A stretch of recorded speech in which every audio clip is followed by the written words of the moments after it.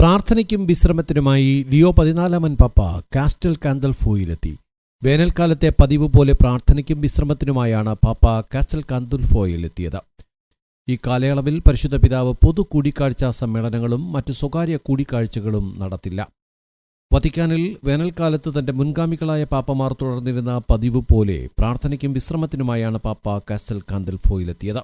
Castle കാന്തൽഫോയിലെ പിയാസ്ത ദെല്ലെ ലിബേർത്ത എന്ന ചത്തുരത്തിൽ വെച്ച് നടക്കുന്ന പ്രാർത്ഥനയുടെ അവസരത്തിൽ വിശ്വാസികൾക്ക് പരിശുദ്ധ പിതാവിനെ കാണാൻ അവസരമുണ്ടാകും. കഴിഞ്ഞ വർഷവും പാപ്പ ഈ ഭവനത്തിൽ വിശ്രമിക്കാനെത്തിയിരുന്നു. കഴിഞ്ഞ വർഷത്തെ വേനൽക്കാല അവധിക്കാലത്ത് ഉക്രൈൻ പ്രസിഡന്റ് പരിശുദ്ധ പിതാവുമായി കൂടിക്കാഴ്ച നടത്തിയിരുന്നു. ഗാസയിലുള്ള തിരുക്കുടുംബ ദേവാലയത്തിനു നേരെ നടന്ന ആക്രമണത്തിന്റെ കൂടെ പശ്ചാത്തലത്തിലായിരുന്നു കൂടിക്കാഴ്ച. ഇസ്രായേൽ പാലസ്തീൻ നേതൃത്വങ്ങളുമായി പരിശുദ്ധ പിതാവ് അവിടെ നിന്ന് ടെലിഫോൺ സംഭാഷണവും നടത്തിയിരുന്നു. Vatican desk, Vox news.